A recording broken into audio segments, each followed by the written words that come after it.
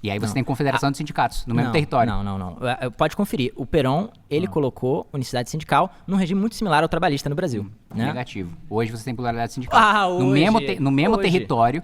Então hoje você admite. Ela foi desidratada. Então você admite. Ela foi desidratada. Então você admite. Ela foi totalmente desidratada. Então hoje, mas não foi trocado o regime. Ela não hoje tem aderiu ao pluralismo. Ela não aderiu ao Tudo bem, mas não precisa aderir ao ET pra ter pluralismo. Mas não aderiu ao pluralismo. Mas não precisa. Em qual lei aplicou o pluralismo? Não, pô. Qual é o aí regime? você quer saber o número da lei da Argentina? Rapaz, aí, meu amigo. Eu te digo aí eu não sei nem número de lei no Brasil. A unicidade sindical é um regime muito comum nos países do sul global. Você ignorar esse fato. Mas você acabou de falar que na Argentina não tem. Não, na Argentina que foi mitigado, que não é no mesmo modelo. Foi mitigado, mas ela ter sido desidratada não anula o fato de que existe sim unicidade sindical na Argentina. Se foi mitigado, não é mais unicidade sindical. É só dar o Google, cara. Se foi desidratado, não tem mais unicidade sindical. Vocês vão expulsar o cara com 20 segundos? Quem vai debater em 20 segundos, pô? Deixa o maluco continuar, meu. Vai, fala, como é que foi mitigado então na Argentina? Como é que funciona hoje? Eu só posso trazer um raciocínio em 10 segundos? Você que trouxe o exemplo da Argentina. O raciocínio que eu trago é o seguinte. Países do sul global tem uma questão de unicidade sindical porque o capital que se combate é muito mais radical do que o capital que se combate no norte. Aqui a gente combate o capital internacional e o capital nacional. Quais países em que termos? Você não sabe, meu.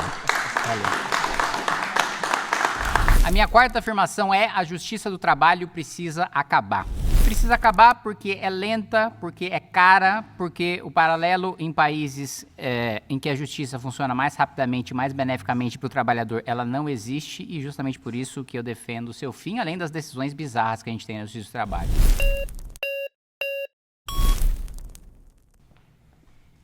Fala, meu compadre. Fala de novo. Kim, de todas as pautas que você veio hoje, pra mim essa é a mais deslocada. Você fala que a justiça do trabalho é muito cara, mas você deve saber que a maior parte dos gastos é com pessoal, pessoal com estabilidade, que você não pode demitir, então você continuaria pagando. Outra coisa, aí rapidinho, você defende que eles vão pra justiça federal, pra justiça comum? Justiça comum. Justiça comum, sobrecarregar mais ainda esse sistema, mas colocar um tipo de processo... Que os servidores vão falar, porque eu não posso demitir? Então calma aí, é só você mudar o nome. Você vai manter os mesmos servidores e tudo mais, só vai chamar de justiça comum a partir de agora. Você vai redistribuir as varas. Me conta aí como seria. Bom, vai pra justiça comum. Tá não certo. necessariamente o juiz... Que tem um procedimento diferente do procedimento do trabalho. Não, mas tudo bem. Até aí, a justiça comum julga vários procedimentos diferentes para vários casos diferentes, e isso não significa que não, mas o eu tô rito, debatendo eficiência. Por que você vai transferir para juízes não, que não estão acostumados a lidar com isso? Isso não significa que o rito vai ser diferente. A lei trabalhista vai continuar a mesma. Né? Eu estou defendendo a extinção da justiça do trabalho para passar para a justiça comum. Totalmente. Né? E aí eu vou te colocar o seguinte. Vai lá.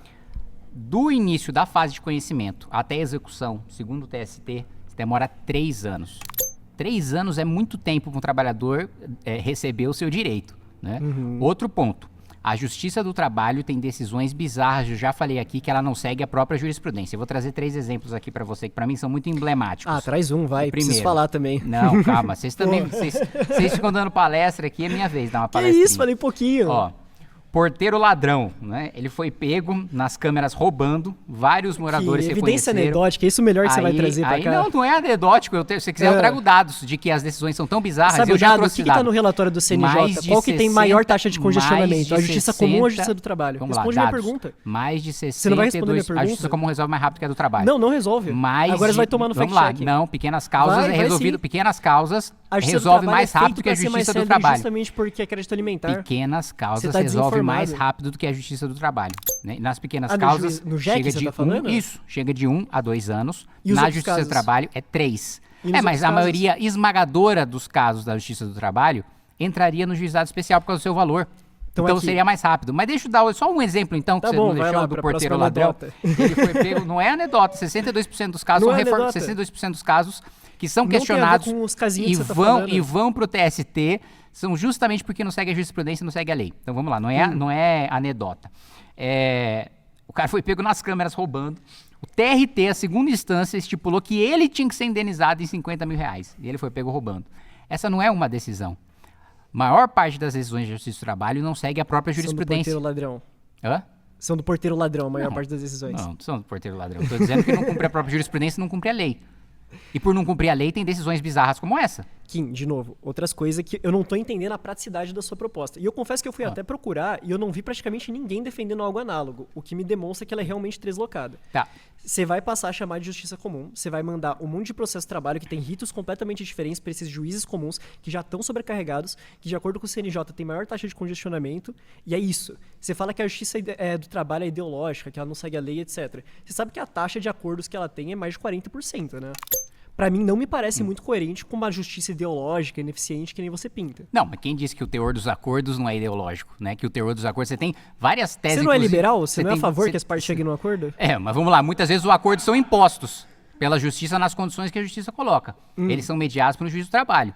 E o juiz do trabalho impõe, olha, se o empregador não aceitar essas condições, ele não vai fazer o acordo. Mas eu vou te trazer alguns dados sobre a justiça do trabalho. Pode trazer. A Justiça do Trabalho, primeiro, é uma das mais caras, é uma das que mais gasta com pessoal, né? É uma das que mais tem privilégios de super salários, né? Concentrados por ser ideologizada. O TST reforma 66% das decisões dos TRTs que são questionados no Tribunal Superior e 60% das decisões da segunda instância não são sobre direitos dos trabalhadores. São sobre se aquele recurso vai ser mandado ou se não vai mandado para Tribunal Superior. E você sabe qual que é a segunda causa mais discutida no TST? Não é rescisão, não é FGTS, não é salário, não é convenção coletiva. É honorário de advogado. Então, é uma justiça ineficiente. Então, é uma justiça que não beneficia o trabalhador. Então, é uma justiça que, comparado com outras justiças, tanto especializadas como a justiça comum, é menos eficiente. Olha que eu sou muito